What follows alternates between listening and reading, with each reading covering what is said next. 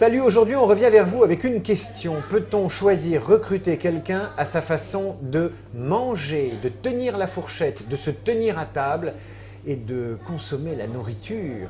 On va poser cette question à un expert, il s'appelle Jean-Luc. Jean-Luc Petit-Renaud. Salut Jean-Luc. Bonjour David, bonjour.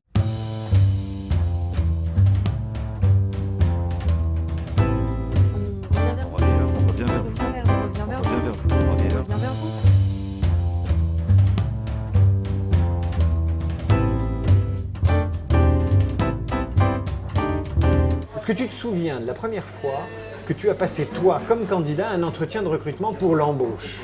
Non, jamais, j'ai jamais fait ça. Donc je suis sûr de ne pas avoir passé de recrutement. Je me suis retrouvé dans des positions où il fallait que je séduise. Et là, je passais toujours par la table. La table est le magnifique outil de la séduction. Si tu avais en tête comme ça 3 conseils, quand on se met à table pour un déjeuner professionnel avec quelqu'un, Oui. 3 prudences, 3 conseils que tu pourrais prodiguer aux novices. Jamais de carafe d'eau de la ville. Ça, c'est une première chose. C'est-à-dire qu'il faut montrer que la table est un véritable terrain de concours. Il faut qu'il y ait une forme de séduction de part et d'autre. Donc, pas de carafe d'eau de ville. Grand 1. Grand 1. Et la deuxième chose, on prend entrée, plat.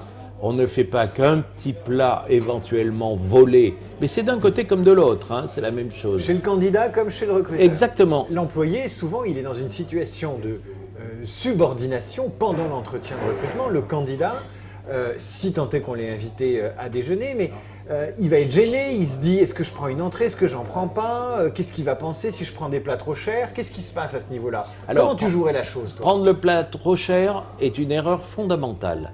Parce que ça veut donc dire que l'on ne connaît pas le portefeuille de la puissance invitante. Et il faut être très prudent là-dessus. Je vais prendre un plat unique, parce que le monsieur a dit on fait plat unique et dessert, mais vous avez des gens très mal élevés qui vous disent on ne prend pas d'entrée, on ne prend pas de fromage et on ne prend pas de dessert. Bon, ça c'est une manière comme une autre de maltraiter les gens. Et simplement, il faut se méfier des gens qui vous traitent par-dessus la jambe. Est-ce que tu arrives à jauger les gens à leur façon de manger? Est-ce que tu as quelques portraits comme ça? Ah oui, bien sûr. Quelqu'un qui mange et qui bavarde sans regarder le plat.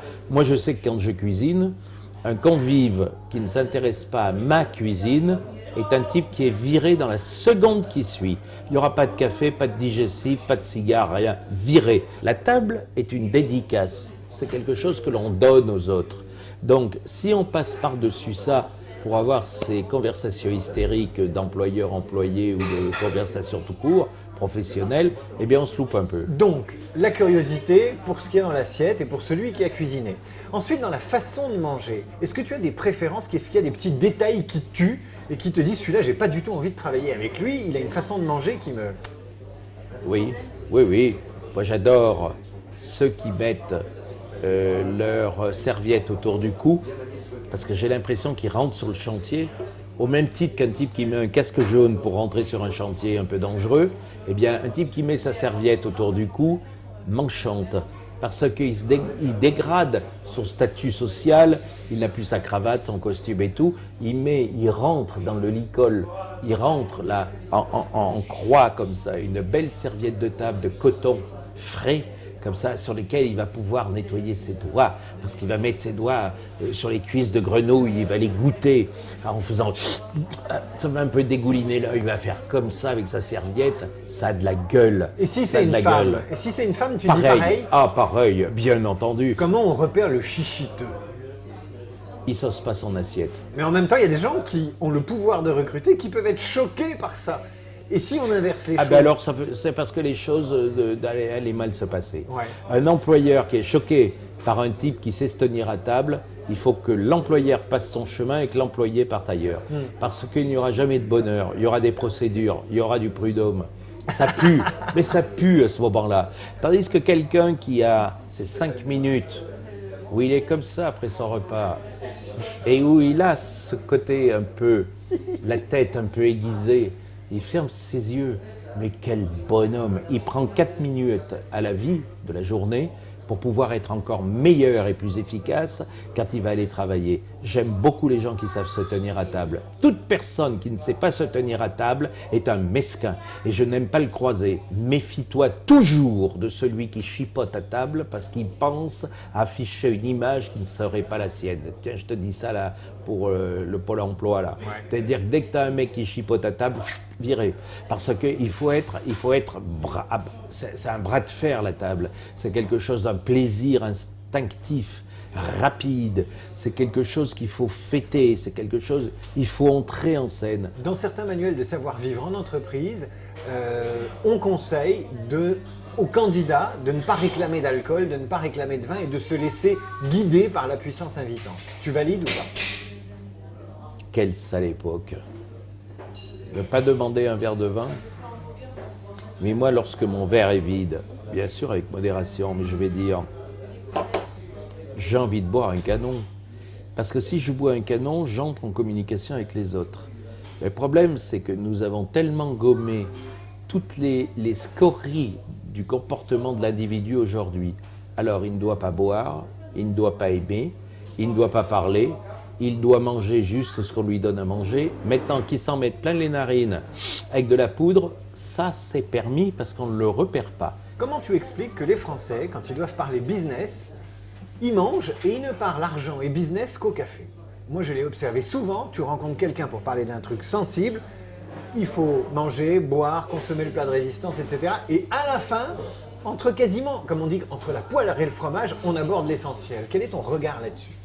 C'est un regard très, très bienveillant, parce qu'il y a quelque chose, cette belle définition qui est avoir le ventre plein pour prendre une décision.